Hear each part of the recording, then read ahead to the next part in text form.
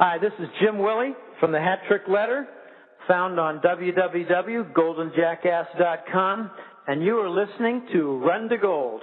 Welcome back to the RunToGold.com podcast. This is episode 55 and an interview with Ian Gordon of the Longwave Group. Now, we had some technical difficulty, mainly because of getting the Google Voice to work with the wonderful Apple's iPhone, because they blocked the Google Voice app.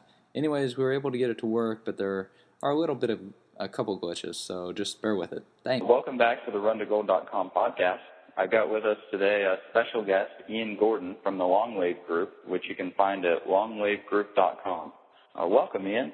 Well, thank you very much for having me. Great.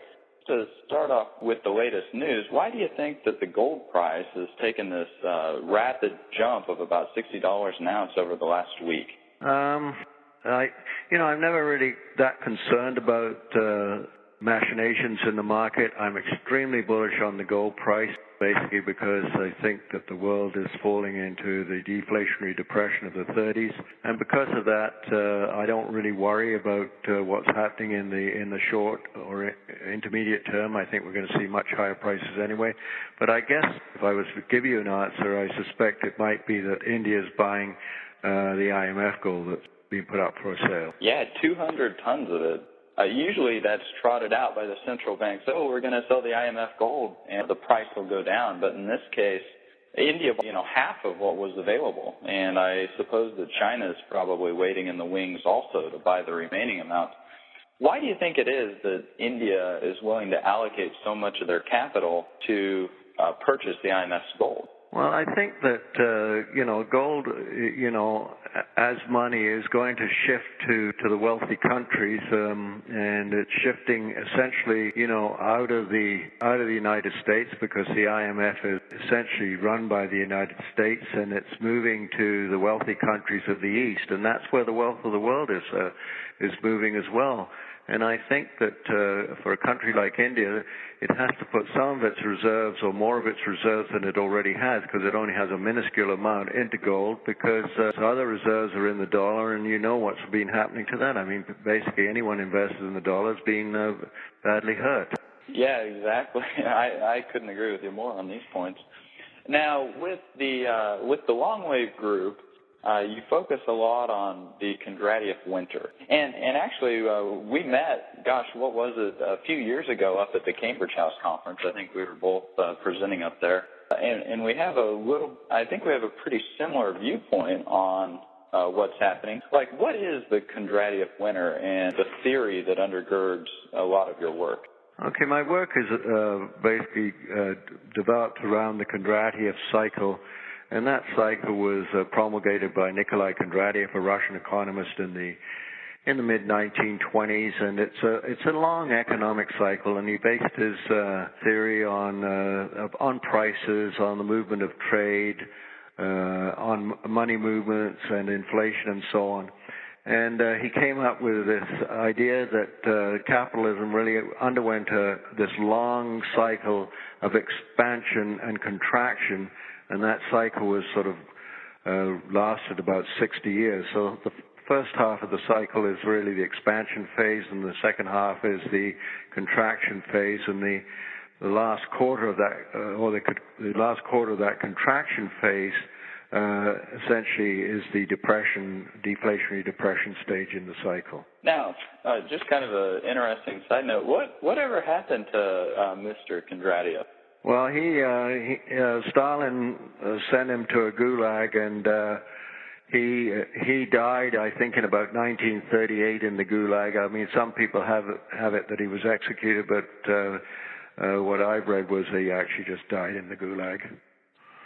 I mean, it's almost, it'd be funny if it weren't so sad that we have these political leaders, really just criminal gangs that strut around in their costumes, and yet when somebody comes and does have a theory, like Galileo, for example, and it explains how the world really works, the common response to that is to throw them in the gulag. And so Mr. Kondratiev was not any different than a lot of the very insightful thinkers that we've seen over the last century. I noticed from your report that I read, the All That Glitters is Gold report, and we'll link to it in the notes to this podcast, you said, quote, "The velocity of money keeps declining because money increases in purchasing power."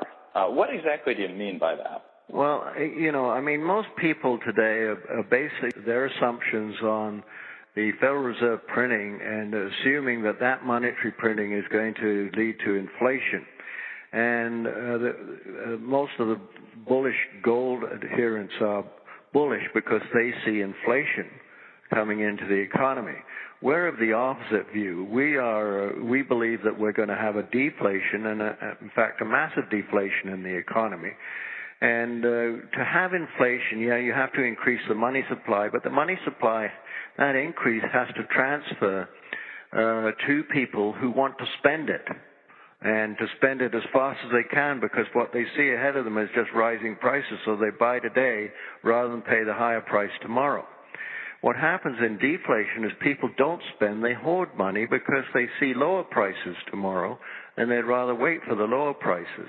And also, in a deflationary kind of environment, it's always sort of happens when the economy is really, really bad. And at this stage of the Kondratiev cycle, we are going into the Kondratiev winter or deflationary depression stage, so that people are scared. So they're not going to be spending the money that the Federal Reserve, the central banks around the world would want them to do. They're going to be hoarding the money, as are the banks. The banks aren't lending that money out. They're hoarding it, too, to improve their capital base. And so we don't get a velocity, a fast movement of money in this kind of environment. In fact, we get a very slow movement in the monies.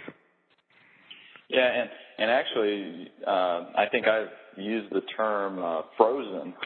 But to take the other side of the argument, which I'll do here, isn't this huge pent-up bank reserves, isn't that kind of just like a flood waiting to happen as soon as the dam bursts? Isn't that that's the argument of the inflationists? As soon as all of these bank reserves finally burst through the dam, we're going to have a lot of inflation. Of course, they also like to argue that that's why gold is going up, is because it's sensing this inflation that'll be coming down the system. How do you respond to that type of argument? Well, we've only just begun the real payback period. The whole purpose of the Kondratiev winter or deflationary depression part of the cycle is basically the washing out of the debt that's been built up throughout the cycle. And our present cycle started in 1949, but the principal buildup in debt occurs in what I call the autumn of the cycle.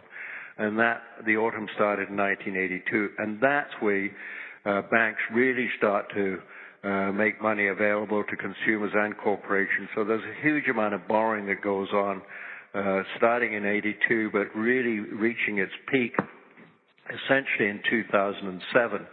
And that big borrowing, it's being lent to people who will never have the wherewithal to pay it back. And we can see that in the housing crisis that you're now going through, in the United States at this time. And we're going to go through it in Canada, although most Canadians would believe that we're not. When that happens, all that debt starts to come out of the system. So that's money coming out of the system. And so the banks, even though they've had one, where they've been hit hard once on the subprime mortgage lending, they're going to get hit hard again on other kinds of debt. It'll be things, it'll be commercial real estate that'll start to hurt them. It'll be, we're already seeing credit card debt starting to hurt and so on. So there's a massive amount of debt that's going to have to be taken out of the system. If you look at the total debt in the United States today, it's about $58 trillion. Now, if we take the government debt out of there and say, well, okay, that's not, although some of it is in the banking system, but that's not really a worry to the banks. We've got about $44 trillion of consumer, corporate, and financial debt. And now, how much of that debt is going to be washed out in the winter? I sort of conservatively estimated it's going to be, half, $22 trillion. I suspect it's going to be more. But at $22 trillion, the Federal Reserve doesn't have the power or the wherewithal to print that kind of money. And even if they did print 22, you'd simply be at the same place that you are now. You wouldn't have really increased the money supply. So that's really what's going to happen, is we're going to have a massive decrease in the money supply and a massive deflation, as we did in the 30s, because the debt problem was the same. It wasn't as bad as it is today. And in fact, in the 30s, in the early 30s, 31, 32, you had a 30% deflation occurring in the United States. And I see similar kinds of things happening this time.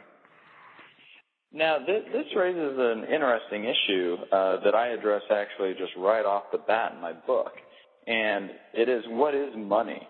And so I actually like to distinguish money from currency, currency being the tool or instrument that we use in our ordinary daily transactions, and currency can either be money substitutes, or illusions. And so money has to be a tangible asset, such as gold, and then a money substitute would be, say, a gold certificate like we had in pre-1933. And then illusions just being these made-up little green paper tickets, Federal Reserve notes or Canadian dollars or whatever these fiat currencies are.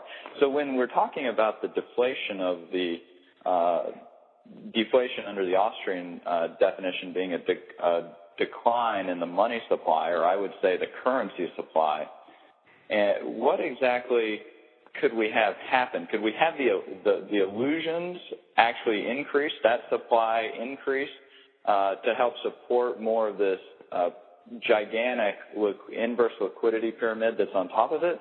Or is your argument that even if the Federal Reserve tries to increase that level of the currency supply, which are the illusions, the capital will still go lower into something safer and more liquid, primarily gold, and that there's nothing they can really do to stop this evaporation of the liquidity pyramid, because the earning capacity of the worldwide economy just isn't there to support the service of all of this debt?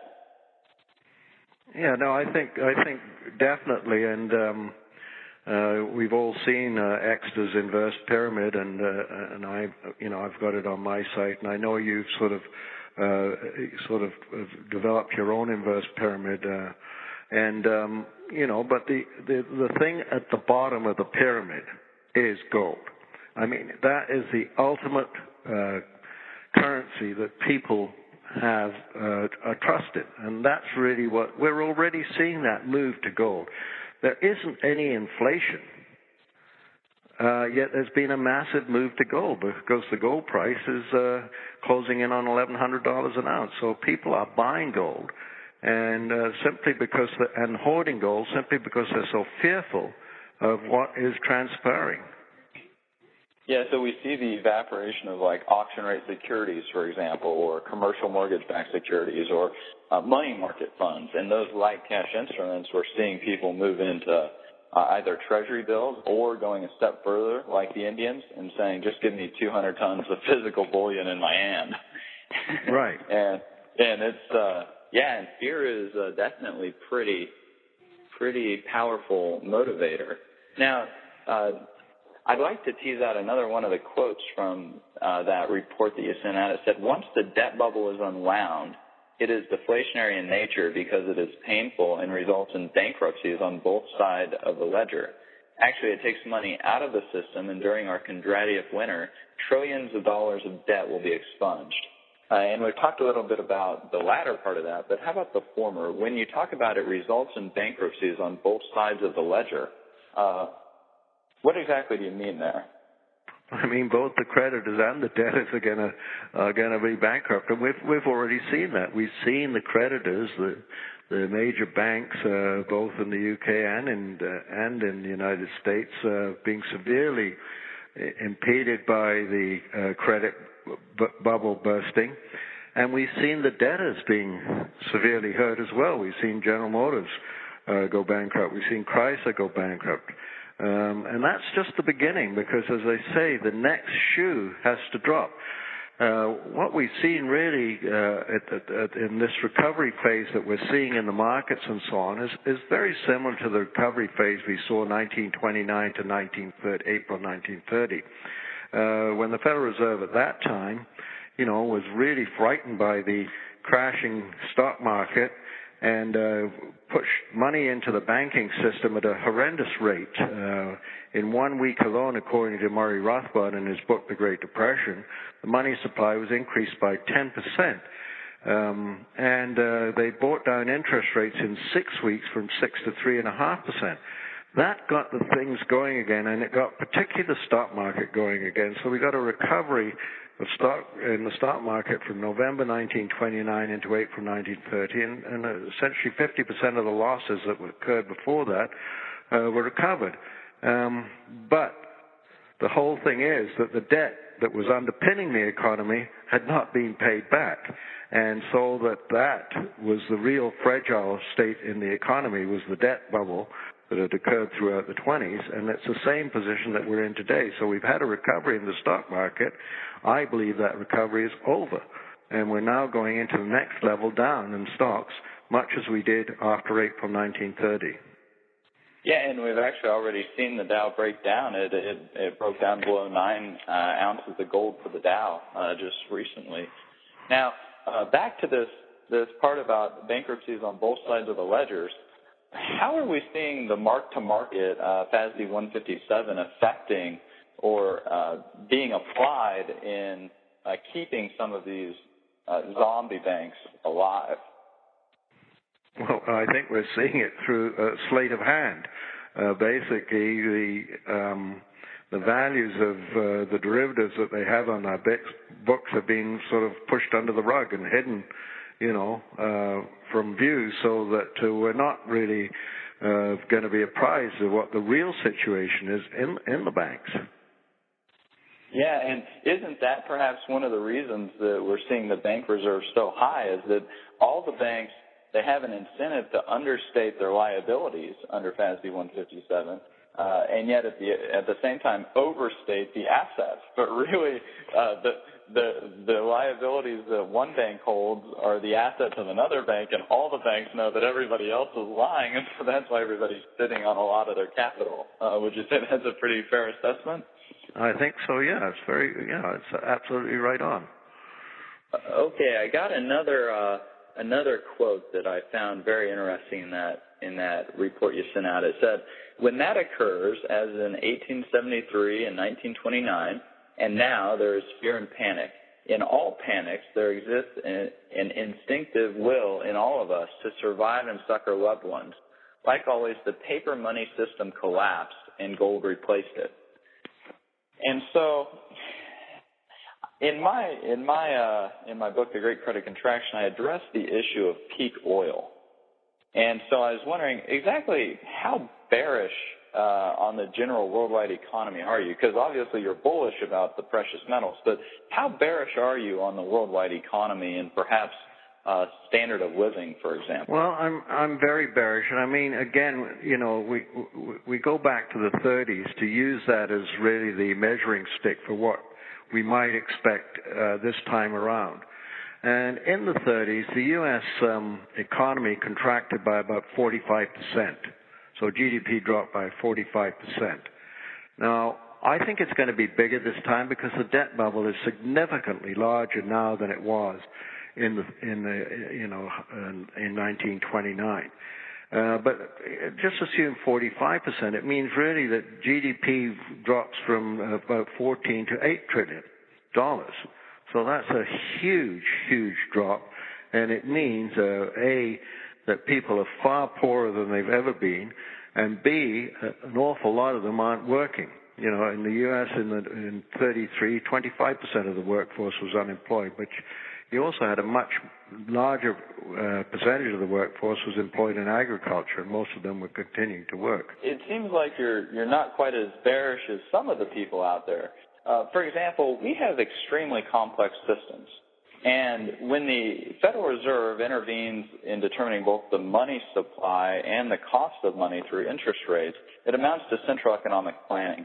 And that central economic planning, it may have worked when the economy was so simple, some thug coming and saying, well, you can only sell your cow for a certain amount. But now we have these hugely complex systems where we drill 5 miles into the ocean in order to extract oil and then spray that oil onto our fields as herbicides and pesticides and fertilizers to grow our food. And then we put the oil into trucks and things to get it to supermarket. So we've got these hugely complex systems with central economic planning, and that central economic planning is now failing. And there's a branch within the peak oil group that talk about die-off. Under Austrian economic theory, interest rates regulate production over time, and if I understand your argument, okay, just to tease out another quote from your report, a quote, when that occurs in 1873, 1929, and now, there is fear and panic. In all panics, there exists an instinctive will in all of us to survive and succor loved ones. Like always, the paper money system collapsed and gold replaced it. So I know that you're bullish on the precious metals, but how bearish are you on the overall economy? Well, I'm very bearish, and I mean, I use the previous Kondratiev cycle as my yardstick for what might occur in this cycle. And so in the winter of the last cycle, which started with the stock market peak in September 1929, we got into an economy that in the United States basically dropped by 45%. That is GDP dropped by 45. So if we use that equivalent today, we'd be going from about a $14 trillion economy down to an $8 trillion economy. That means that an awful lot of people are going to be a lot poorer than they are today, and a lot of them are not even going to be working. In the United States in 1933, 25% of the workforce was out of work, and at that time we had, there was a huge number of people employed in the agricultural sector, not nearly so many this time, and the agricultural sector continued to work. I think things are going to be very, very bad, very, very hard on people, and I really don't see any way around it. What Obama is doing now, President Obama is doing now, is really trying to duplicate what President Roosevelt. President Obama, and he thinks that he can centrally plan the entire economy, both he and the Fed. And what we see with under Austrian economic theory is interest rates regulate production over time. And so when we had the interest rates suppressed for these last 60 years, we've produced a lot of things, particularly the population of the world has increased by a couple multiples. So do you see, especially with peak oil and these complex systems that can fail, do you see that we could perhaps have even a worst case scenario like some of these peak oil people talk about, like a die-off situation? Well, I subscribe to the theory of peak oil, but again, I think the demand for oil is going to drop precipitously, simply because no one's going to be working. Again, if we use the idea that 45% of the U.S. economy is going to be halted, that means essentially that the same kind of oil demand is going to, the percentage in drop in oil demand is also going to occur in the United States. And it's the United States, we're only picking on the United States because she has the largest economy in the world, but we're all going to be in the same boat. So the whole world economy is probably going to drop by that kind of percentage. Not necessarily a precipitous enough drop that we could see 90% of the Earth's population kind of washed away in this debt purge because of unsustainability. Well, you're not going to see that because, there's a significant part of the world's population who basically don't have anything anyway. If you go into Africa and huge parts of China and so on, India, even though they are emerging nations, they still have a large percentage of the population that are extremely poor. So it's the wealthy nations that are really going to be hurt by this downturn. And I think in particular it's going to be WASP nations, United States, Canada, Australia, and Great Britain, because that's probably where we saw the biggest take on debt. Okay, I actually tend to agree with that side. I think that the huge die-off predictions of some of the extreme parts of the peak oil movement are perhaps overstated. But I do think that we're going to see a lot more of this return to the basic growing food and a lot less of this fabricated economy, just like you said. If people want to learn more about your work and your theory, how can they do that? They can go to my website, which is www.longwavegroup.com.